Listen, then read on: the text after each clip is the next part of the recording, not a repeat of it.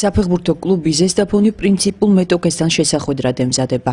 დავით აბაშიძის არენაზე ფეროელები უახლოეს მდევარს რუსთავის მეტალურგს უმასპინძლებენ. ეს უკანასკნელი ქვეყნის მოქმედ ჩემპიონს მხოლოდ 2 ქულით ჩამორჩება. თუმცა ზესტაფონს ეროვნულ ჩემპიონატში მისი მეტოქესგან განსხვავებით ერთი შეხვედრა აქვს გამოტოვებული ქუთაისის ტორპედოსთან. როგორც ზესტაფონის ფეხბურთელები აღნიშნავენ, ისე როგორც ყოველთვის ამჯერადაც მინდორზე მხოლოდ მოსაგებად გავლენ. ემზადებით ოლიმპისთვის თამაშზე მეორე ადგილზეა მოგეხსენებათ ჩვენ პირველზე ვართ და ყველანაირად ვეცდებით რომ სახში თამაშობთ და მოვიგოთ ეს თამაში და გავასწროთ რა 5 ქულა იქნება მე სხვაობა რომ გავასწროთ და რომ მოვიგოთ და ანუ ჩვენი გულშემატკივრის იმედი გვაქვს რომ მოვლენ სტადიონზე და ანუ ჩვენს კარგ თამაშს ვაჩვენებთ და მოსაგებად გავალთ აუცილებლად.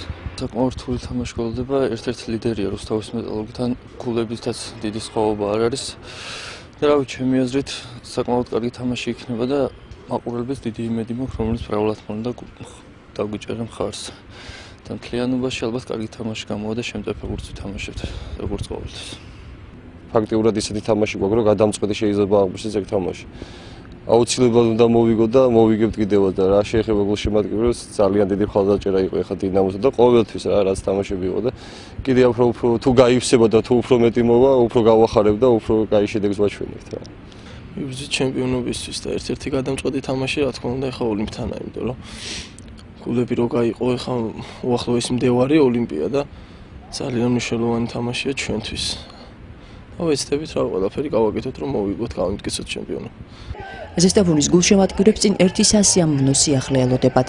ხანგრძლივი მკურნალობისა და რეაბილიტაციის კურსის გავლის შემდეგ მინდორზე გიორგი ხიდეშელი დაბრუნდა. ის გუნდს გასული წლის ივლისიდან გამოაკლდა. ხიდეშელმა სერიოზული ტრავმა ჩემპიონთა ლიგის საპასუხო მატჩი კიშინოვის დაჩიასთან მიიღო. რაც შეეხება მკურნალობას დასრულდა ეს მკურნალობა უკვე ასე ვთქვათ წინა მატჩში დინამოსთან უკვე 18-გაციან განაცხადში ვიყავი. ვფიქრობ უკვე ჩემი თამაში შეიძლება ესე ვთქვათ ცოტა ნელ-ნელა კარგად მიმდინარეობდა ის ყველაფერი რეაბილიტაციები გამოჯანმრთელების პერიოდი და ნახოთ რა მომავალში რა იქნება და როგორ იქნება. გულშემატკივარს პირველ რიგში ვეთქვი ძალიან დიდ მადლობას ამ ხნის განმავლობაში ძალიან გორჩი მედგნენ ყოველი მათგანის მინდა პირადად დიდი მადლობა უთხრა. რაც შეეხება მომდევნო მატჩს, რა ვიცი, ვფიქრობ ერთ-ერთი სერიოზული თამაში არის ოლიმპთან თამაში და რა ვიცი, წარმატებას ვუსურვებ ჩვენ ბიჭებს და სულდეც ზესტაფონს. დინამოსთან ფრედ დასრულებული მატჩის შემდეგ ჭიაბრიშვილი არც თუ ისე კმაყოფილია, თუმცა აღნიშნავს, რომ გუნდის სატურნირო მდგომარეობა ამით ძირეულად მაინც არ შეცვლილა. რუსთავის მეტალურგთან კი მისი თქმით ყველაფერს გააკეთებს გუნდის სასურველი შედეგის მისაღწევად.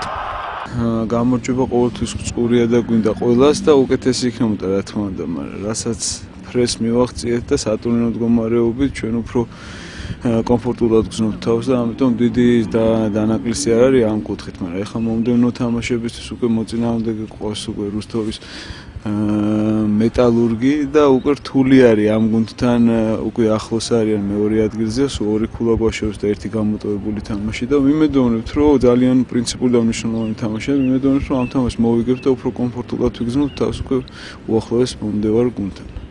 რუსთავის მეტალურგს ზესტაფონი კვირას 25 მარტს უმასპინძლებს.